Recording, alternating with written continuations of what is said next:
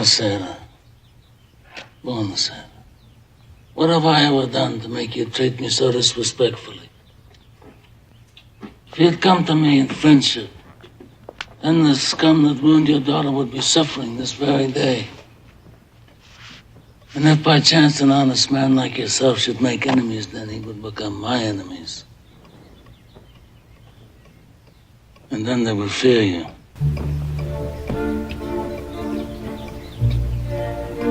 Be my friend?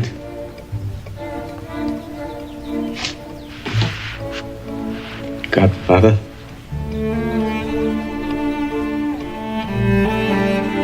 Good.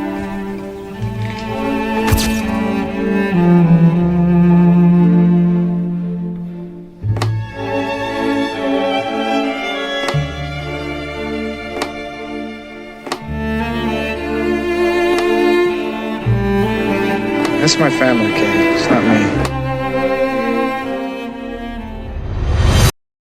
New York, Long Island, 1965. İlin əvvəli və qış ayları.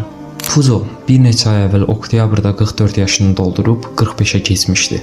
Nə aşağı, nə də yuxarı. $20,000 borcu və qumar abidəçiliyi var idi. 5 uşağa baxmalıydı. Kitab yazarı idi, yazdığı 2 kitabda gözlədiyi nəticəni verməmişdi. Evinin zirzəmisi onun ofisi idi. Burada bir masa, kağızlar və daktilo var idi.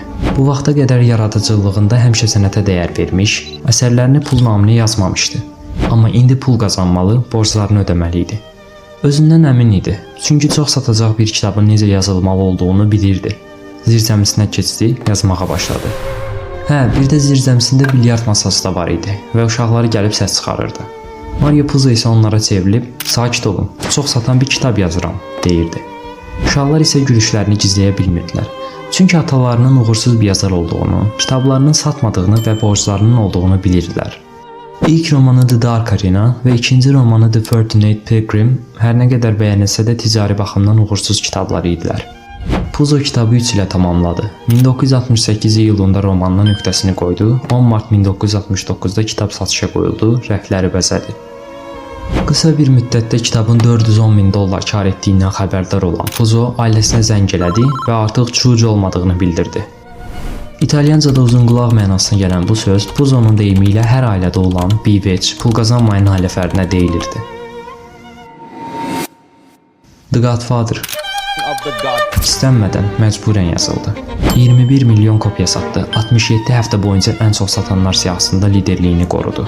Kimlərinə görə ən yaxşı yazılmış kitab oldu. Onu bilə bilmərəm, ancaq əminliklə deyə bilərəm ki, yazılmış ən yaxşı mafiya işlərindən biridir.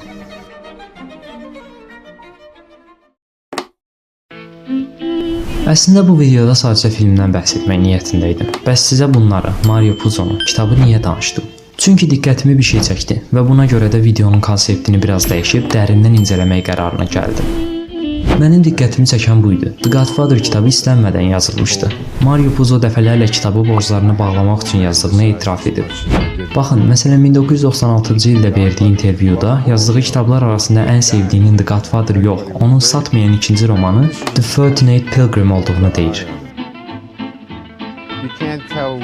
Like my favorite book that I've written is The Fortunate Pilgrim, but who ever heard of it? How many copies did you sell? 5,000? Something like that. 5,000, 3,000. And you decided after that, I'm going to write a commercial success. Well, you know,